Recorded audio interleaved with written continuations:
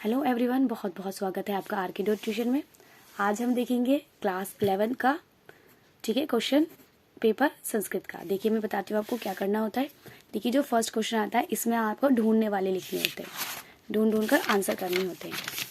ठीक है, देखिए ये जो फर्स्ट क्वेश्चन है इसमें एक पदेन लिखा हुआ है, यानी कि इसका उत्तर आगे से ढूंढ के एक ही शब्द में लिखना है। ये पूर्ण वाक्य लिखा हुआ है तो इसका आंसर आपको पूर्ण वाक्य में लिखा हुआ है। ठीक है, लिखना है। यहाँ पर जो अगला क्वेश्चन ही दे रखा है शीर्षक।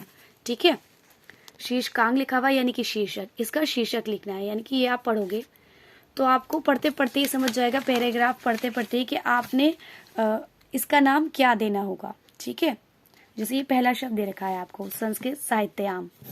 अब ये शब्द देखो कि यहाँ पर कहीं आप आ रहा, दोबारा आ रहा है, नहीं आ रहा, चलो छोड़ दो। अगला देखो, परम समृद्धम, ये आ रहा है, कहीं नहीं आ रहा, छोड़ दो। अगर आप ऐसे मोटे तौर पर देखें तो 3-4 शब्द आपको बहुत जल्दी जल्दी दिख जाएंगे। जैसे ये रहा महाकाव्य का राम, ये रहा महाकाव्य का रहा। तो इतना तो समझ गए आप कि अगर ये दो बार शब्द आ रहा है, ऐसा ही कोई शब्द और होगा जो और भी आ रहा हो। जैसे देखिए कालिदास आ रहा है यहाँ पे। ठीक है, कहीं और भी अगर आपको कालिदास दिख रहा हो तो जैसे ये रहा, तो एक ये महाकाव्य से रिलेटेड शब्द और एक कालिदास से रिलेटेड शब्द। ठीक है, और ये आपको बार बार देखने को मिल रहे हैं। देखिए, महाकाव्य से रिलेटेड एक ये भी शब्द लिखा हुआ है, महाकाव्य। तो यानी कि इन्हीं में से कोई भी आपका एक शीर्षक हो सकता है। तो कालिदास जी को तो सभी जानते हैं। ठीक है, तो क्या हम इसका शीर्षक ऐसे नहीं बना सकते? कालिदास है महाकाव्य का राम, है ना, बन सकता है ना कि जो कालिदास है उनका महाकाव्य, और उसका नाम भी आप लिख सकते हैं, जो ये रहा अभिज्ञान शकुंतलम, उनका महाकाव्य है। फिर भी अगर आपको नहीं समझ में आ रहा है कि शीर्षक किस तरीके से लिखना है, किस तरीके से नहीं लिखना, जो शब्द आपका पैराग्राफ में 2 से 3 बार दिख रहा है ऊपर ऊपर मोटा मोटे तौर पर, उसी को आप शीर्षक बना सकते हैं। जैसे यहाँ पे कालिदास लिखा है, यही कालिदास ये रहे। ठीक है, यहाँ पर भी है, यहाँ पर भी है, इसको उठाकर लिख दिया, ये आपका शीर्षक बन गया।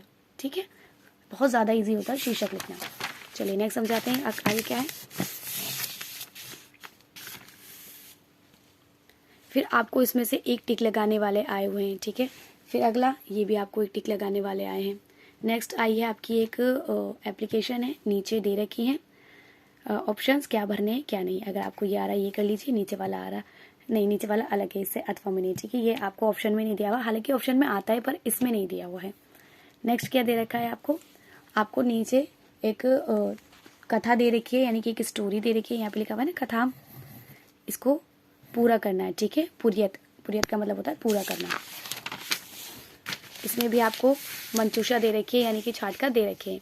यहाँ पर ही आपको दे रखा है कि डायलॉग्स दे रखे हैं, इसकी आपको पूर्ति करनी है। ठीक है, नेक्स्ट क्या है आपका? नेक्स्ट है आपका संधि विच्छेद। यहाँ देखा हुआ ना संधि। ठीक है, फिर इसमें आपको करना है जो भी शब्द यहाँ पर हुआ है, रेखांकित हुआ है, उस शब्द के जो है विभाजन ढूंढना है कि कौन सा सही विभाजन है। इसमें यहाँ तक यही करना है। अगला क्वेश्चन है आपका, इसमें से आपको एक शब्द, चारों में से एक सही शब्द इसमें से ढूंढकर लिखना है।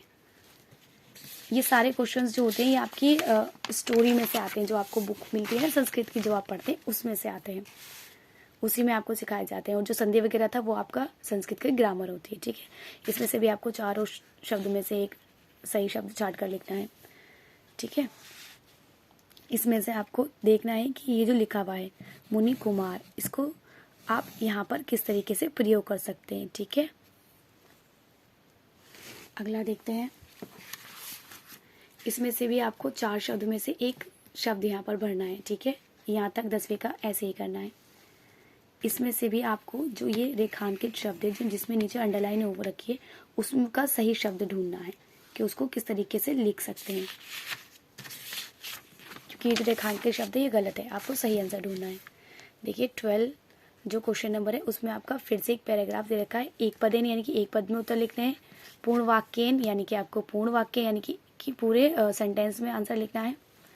ठीक है, इसमें से आपको देखना है कि जो ये शब्द दे रखे हैं इसकी जगह पर या इसका सही यहाँ पर वर्ड क्या आएगा, जो कि आपको पैराग्राफ में से मिलेगा। अगला भी आपका इसी तरीके का पैराग्राफ है 13 क्वेश्चन में, फिर से आपको उत्तर देने हैं। ठीक है, ये रहे सेम वैसे ही है।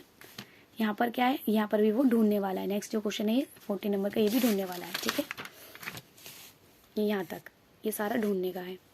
मैं ऊपर से दिखाती हूँ आपको। 15 क्वेश्चन में क्या करना है, 15 क्वेश्चन में नीचे से शब्द ढूंढकर और यहाँ भरने हैं। या तो ये वाला कर लीजिए, ये वाला कर लीजिए, ठीक है। अगला है आपका 16 जो क्वेश्चन है अनवे। इसे मैं वीडियो में समझा चुकी हूँ, अगर आपने अनवे नहीं समझे हैं तो समझ लीजिए, बहुत इजी क्वेश्चन होता है ये, ठीक है। ये आपकी मैचिंग आई हुई है। फिर उसके बाद ये शब्द दे रखा है, जो ये लिखा हुआ है इसको आपको शुद्ध में लिखना है, यानी कि सही करके लिखना है। ये रहा। ये जो अगला क्वेश्चन है आपका, ये आपके बुक के क्वेश्चन आए हुए हैं, ठीक है। पार्ट के जो क्वेश्चन होते हैं वो हैं। इससे आगे फिर से आपको ये जो शब्द दे रखे, ये जो फ्लफ्स दे रखे हैं, यहाँ पर शब्द है, इनसे भरकर लिखना है और यहाँ लास्ट में आपको मैचिंग करनी है। तो ये था आपका पूरा संस्कृत का पेपर। आई होप कि आपको संस्कृत का पेपर देखकर थोड़ी हेल्प मिलेगी।